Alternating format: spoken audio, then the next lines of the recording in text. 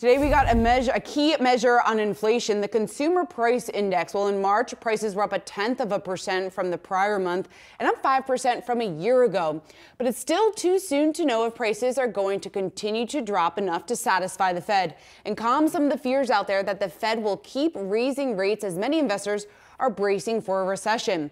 While the traditional definition of a recession is 2 consecutive quarters of negative GDP growth, there are some unusual indicators that can give us some clues about whether or not we're in a recession or headed for a recession.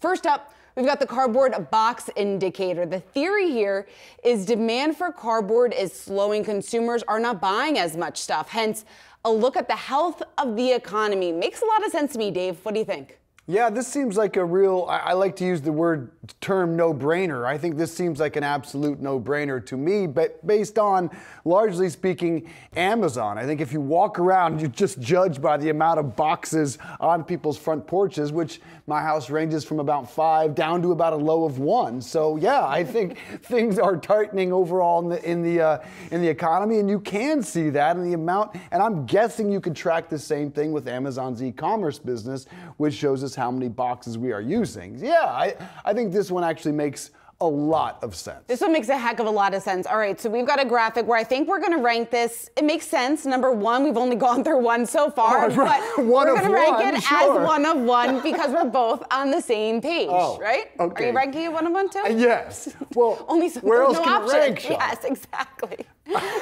Okay. Up next, we have the champagne index. The theory here is when times are hard, people buy less champagne and maybe more cheap liquor. All right, your thoughts?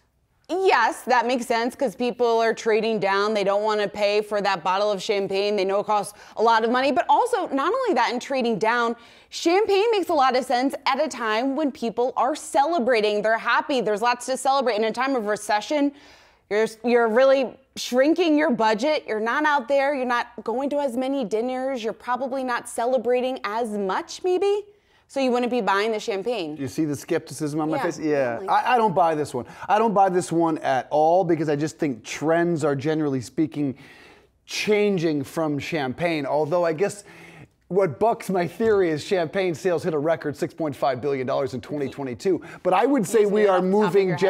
Yeah, I do my homework. We are moving away from, I feel like, champagne. Now we can celebrate with a sparkling or a glass of tequila or whatever it may be. So I think that has more to do with preferences and tastes and inclinations than it does if you're spending money, you drink champagne. I just don't drink champagne anymore. Probably did a lot more 3, 4, 5, even 10 years ago. It's probably declined linear over that time. You don't feel the same way? No, I think... see people drinking less champagne today. Definitely. I mean, I don't love champagne. I think it has too much sugar, but people do love their champagne. And I do think it is nice when you are celebrating, when you're out there, when you want to spend a little bit more, to have a glass of champagne. So this one does make a little bit of sense to me. Does it make sense that it had an all-time record in sales in 2022? No, that was surprising. It's an indicator. Okay. Yeah. All right. We agree on that one. Fair enough. All right. So the last one, the lipstick index. The roots of this theory come from a relative of makeup giant Estee Lauder. According to Business Insider, Leonard Lauder observed that in 2001, when there was a recession, lipstick sales were rising. So the theory is when the economy is worse off, lipstick sales go up. Are you in? Are you out on the lipstick indicator? I see what they're saying. This one actually took me by surprise. It took me a while to process this, but I think if you take a step back, this is one thing that people are categorizing as a staple. And I mean, this is clear just even from the sales that we've seen over the last couple of quarters. People keep spending on beauty products. They keep spending on makeup. That's not one of the areas where, at least up until now, they've really been trimming their budget, really been pulling back on that spending.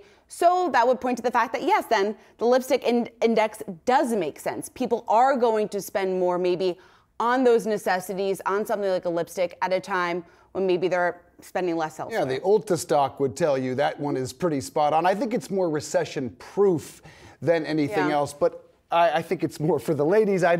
My makeup usage tends to be pretty linear based on television, so I'd have to lean on your expertise in this.